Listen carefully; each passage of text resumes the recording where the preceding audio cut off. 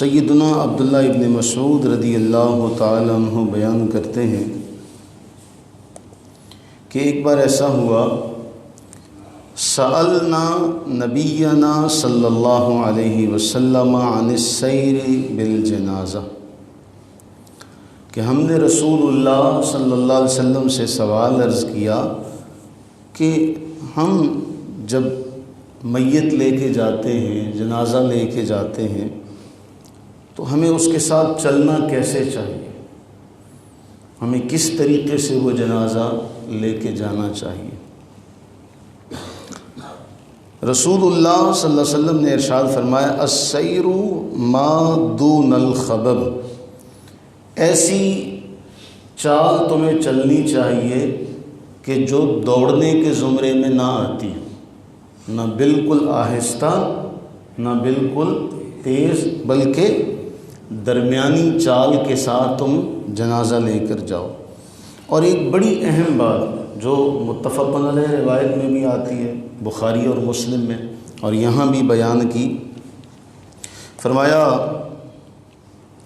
فَإِن يَكُ خَيْرًا، اگر تو وہ نیک ہوگا تو وہ جلدی اپنے ٹھکانے تک پہنچ جائے گا۔ دفن کرنے میں تاخیر کرنے سے منع کیا گیا کہ بلا وجہ میت کو رکھا نہ جائے، بلکہ اسے دفن کرنے میں تھوڑا سا جلدی کا اہتمام کیا جائے۔ فَإِن يَكُ خَيْرًا، اگر وہ نیک ہوگا، یعجل او تعجل، فرمایا وہ جلدی اپنے انجام کو پہنچے گا، جنت میں چلا جائے گا، دنیا کی اس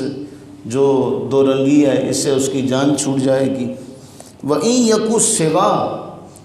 اگر دوسرا معاملہ ہوا تو پھر جہنم کا بوجھ تم نے کیوں اپنے کاندھوں پہ اٹھایا، اسے سپرد کرو۔ یہ جو دو باتیں ہیں یہ بہت اہم ہیں۔ رسول اللہ صلی اللہ علیہ وسلم فرما رہے ہیں کہ اگر جنتی ہے تب بھی اسے فوراً اس کے انعامات کی طرف لے کر جاؤ، اسے رکھنے کا مقصد اور مطلب، اور اگر وہ برا ہے تو پھر تم نے جہنم کا بوجھ اپنے کاندھوں پر کیوں اٹھایا۔ یہ بات جو ہے، یہ بات بہت بڑا اس کے اندر پیغام ہے ہمارے لیے، کہ ہم یہ دیکھیں کہ ہم ساری زندگی کس طریقے سے گزارتے ہیں۔ وہ میاں صاحب نے جو جملہ کہا تھا نا، ہے جاندی واری ڈرونا ہوئوں، ڈردے ہاتھ نہ لاؤندے،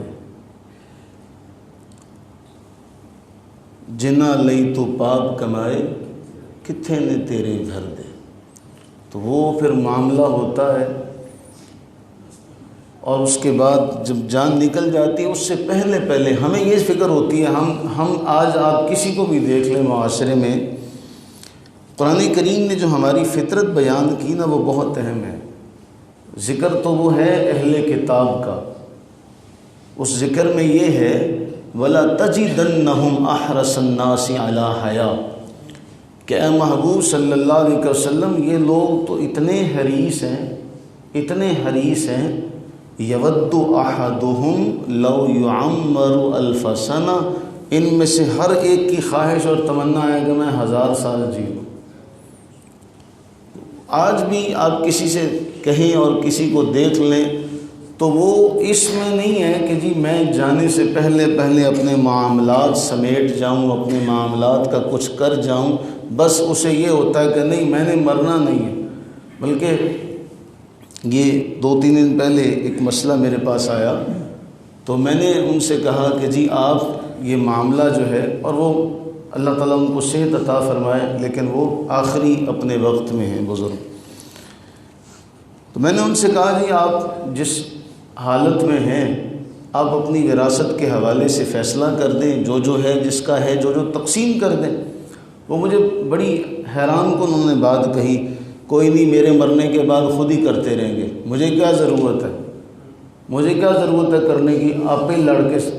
لے لیں گے جنہیں لینا ہوئے گا۔ یعنی ہمارا یہ جملہ، ہمیں اس بات کی سمجھ ہی نہیں ہے کہ ہمیں اگلے جہان میں ان ساری باتوں کا حساب دینا ہے کہ رسول اللہ صلی اللہ علیہ وسلم نے 2 باتیں بیان کی کہ اس کو اتار دو، اس کو اپنے کاندھوں سے اتار دو، اگر جنتی ہے تو جنت میں چلا جائے گا، تم کیوں روک کے رکھے ہو، تم کیوں دنیا میں روکے ہوئے، اور اگر برا ہے تو پھر جانے دو، تم نے بوجھ جہنم کا کیوں خواہ اپنے کاندھوں پہ اٹھایا ہے۔ تو پھر ان دونوں میں سے ایک بات ہونی ہے، میرے ساتھ بھی آپ کے ساتھ بھی۔ اب ان دونوں میں سے ہم اپنے اعمال کا ہی بدلہ ہے جو اگلے جہان میں جا کے پائیں گے۔ اللہ سے دعا کریں کہ باری تعالی ہم سب کو اپنی رحمت کا صدقہ سمجھنے کی، فہم کی توفیق عطا فرمائے۔ آمین ثم آمین۔